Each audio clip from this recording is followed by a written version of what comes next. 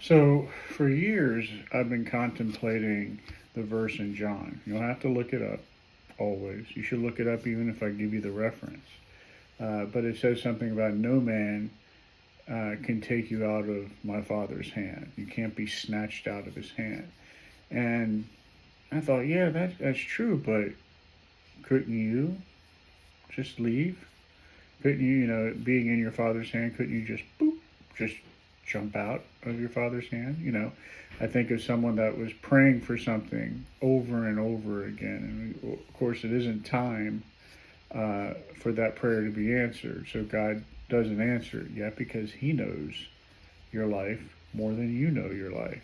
So it just isn't time yet. But we as humans think, okay, well, he's not listening. He doesn't care about me. And if he doesn't care about me, why would I care for him? And you would just depart from him. You can voluntarily ask Christ in your heart. Could you voluntarily reject him? And I always thought that. And then today, during my devotions, I listened to our Daily Bread podcast. And the verse that they gave was 2 Timothy 2:12.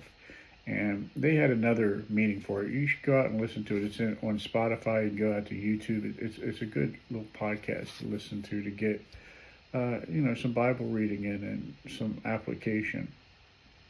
But in that verse, it says, I'm just going to read it to you because I really want you to understand it. It says, if we died with him, we will also live with him. If we endure with him, we will also reign with him. Isn't that awesome?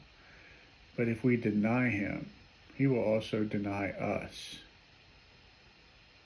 If we deny him, he will also deny us. We can leave. We can walk out the back door, not come back. So yeah, you can lose your faith that way. God's never going to take you out of his hand, but he's not going to sit there and close his hand so tight that you can't leave if you don't want to be there. As he loves you that much, that he wants you to want him. I know, I got Cheap Trick in my song in my head now too. But that's so true, that he loves us so much that he's not going to keep you there if you don't want to be there. But here, check out verse 13 though. It says, if we are faithless, he remains faithful, for he cannot deny himself. He speaks of the prodigal son, and he's still the father of us prodigal sons. He's still the father of us prodigal daughters. He'll still sit there in his house, waiting for you to come back. Yeah, so even though we can remove ourselves from him, the door is always open. Man, a God that loves you that much, that even though you say, I don't want to be with you anymore, I don't believe in you, or you're not helping me, you're not satisfying my needs, I'm leaving, Dad. So, all right, you can go.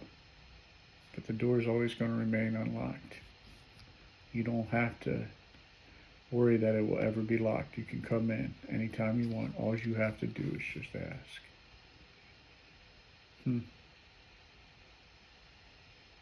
That makes it even better when you look at it that way. Yeah, you can walk away, but be careful.